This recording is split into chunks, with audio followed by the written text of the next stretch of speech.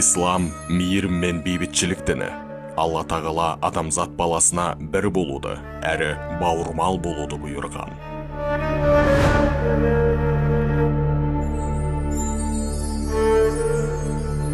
Ал қоғамның ынтымағын бұзуға тыйым салынған, себебі бүлік шығару адам өлтіруден де ауыр.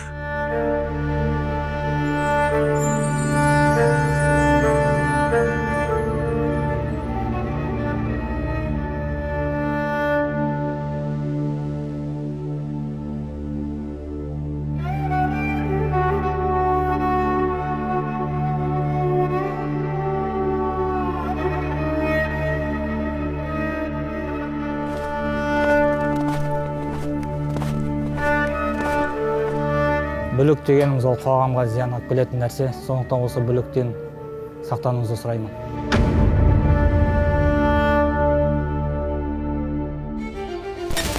Сәттібек Ошибаев, лақабаты Абу Рухай, Сирияда террорлық топ құрамында болған, Қазақстанға жеткізіліп сотталды. Басында сол дарын ұлбақты тыңдадым, одан кейін немесе интернет, ғаламтор арқылы. Сол неше түрлі сайттарға кіреміз, неше түрлі жаңағыдай нелер болады, бейне жазбалар, бейне роликтер, соларды көріп аламыз мысалы. Сосын жаңағы Сауд Арабияның көптеген ғұлама шейхтары бар мысалы, соларды тыңдаймыз. Енді әлсін басқа мемлекеттерде де мысалы оқығандар болды мысалы.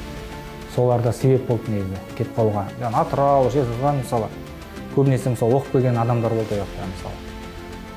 Көбінесе жаңағы мысалы Египетте оқыған, Сауд Арабияда оқыған, солардың әсері ме деп ойлаймын. Көбінесе жаңағы ең сол себеп болған ғаламтор ғой сол. Ғаламтордың кесірінен бәрі сол жаңағы адасып сезіммен кетіп қалдық мысалы. Соның бәрі әсер етті ғой ғаламтор.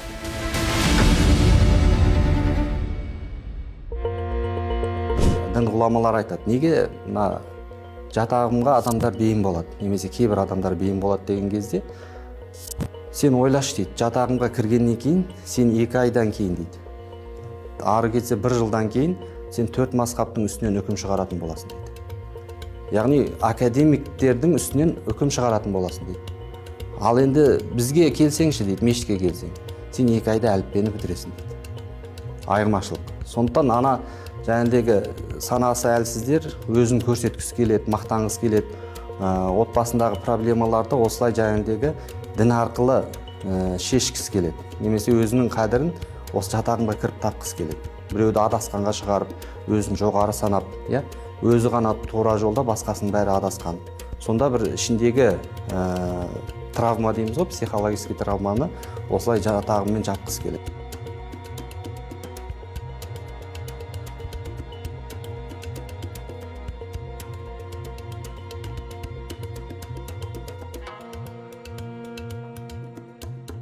Сирияға кетпей тұрғанда да жаңағыдай өзі радикал болдым да ол кезде қатып қалған жаңағы.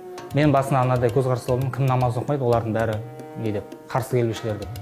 Кім намаз оқымайды. Сондай көзқараста болдым, кім намаз оқымайды, оны адамды қатарына қосқан жоқпын жаңағыдай ше. Сол бірінші білімсіздіктен болды, екінші надандық бар оның ішінде. Үшінші жаңағыдай соқыр сен анау айтты деп кетіп қалдым. Оқып келген имамдар болды мысалы. Оларды тыңдамайсың. Өзіңдікі ғана дұрыс деп жүре бересің ғой, болды. Менікі ғана дұрыс болды. Мен жұмақта, барлығы тозақта деген сияқты. Оны айыптап, оны кәпірге шығарып, оны жағы жерден алып, жерге салып тозаққа жіберетін ол мұсылманның шаруасы емес. Ол білімі таяз немесе иманы әлсіз адамның шаруасы. Өйтіп тікелей тозаққа жіберетін, жұмаққа кіргізетін Құдайдан келген елші емес ешкім.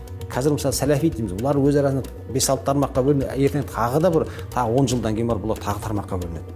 Өз арасында 40 пышақ болады. Өйткені бұл табиғи дүние.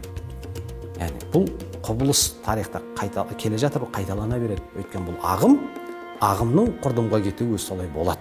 Біз кеше мұсылман болған қауым емеспіз. Біз жаңағы өзіміздің өткенімізді ұмыта салатындай да біз сондай бір сауатсыз бір халық емеспіз. Бізде барлық мүмкіншіліктер болды. Ата-бабаларымыздың ішіне көп болды. Діндар, оқығандар, тіптен арабтарға барып, араб тілін дінді үйреткен біздің бабаларымыз болды. Жастарды азғырушы ағымдар сыртта отыр. ақпараттық технологиялар мен жаһандану процестерін ұтымды пайдалануда.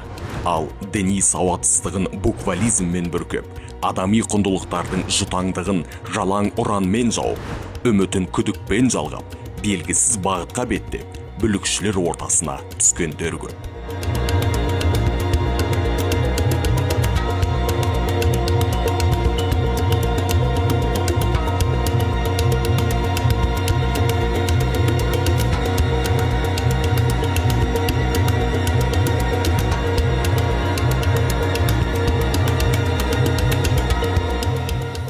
Ақмақтық пен білімсіздіктен кеткен адамбыз.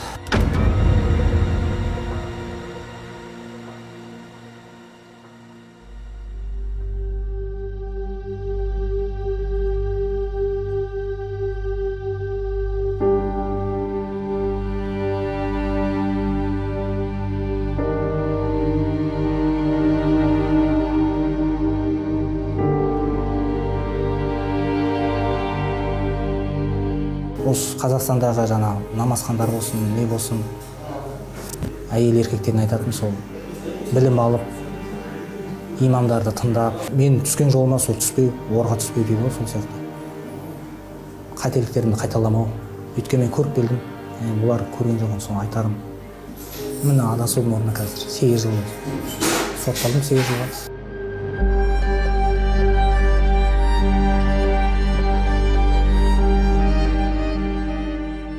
Жалпы отан деген ұғым дінімізде де, салтымызда да, дәстүрімізде де өте қасиетті ұғым ғой. Әрқайсымыз бағалау керек болған, әрқайсымыз білу керек болған, және де әрқайсымыз осы бір құндылығын сезіну керек болған ұғым деп білеміз. Дінімізде осы бір әркімнің өзінің туған жерін қастерлеу керек, туған жерін қорғау керек, туған жерінің қасиеттілігін сезіне білу керек дегенге шақырады. Біз отанымызды рухани тұрғыдан қорғау керекпіз. Дініміз бар, салтымыз бар, соны қоғамға, қоршаған ортамызға, отбасымызға жеткізу арқылы отанымызды қорғаймыз. Себебі отан ол отбасынан басталатынын баршамыз білеміз. Отбасы түзу болған болса, ол отан түзу болады. 2-15 жыл кетіп қалдым, ол кезде мен андай адасушылықта болдым да, үлкен адасушылықта. Сол осы Қазақстан келгенсін имамдармен жұмыс істедім, білімді мамандармен, теологтармен жұмыс істедім.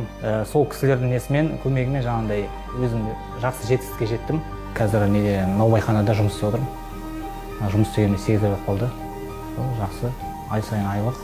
Сол отбасыма, балаларыма ақшамды жіберіп отырмын. Адасқандарды оңалту шарасына теологтар, имамдар, тіпті тарихшылар да тартылған. Таяу шығыстан жеткізілген жерлестеріміздің бойындағы өшпенділікті ізгілікпен жойып, догматизмнен даналыққа бұрып жатыр. Бұл күрмеуі қиын мәселе, бірақ шешімі бар.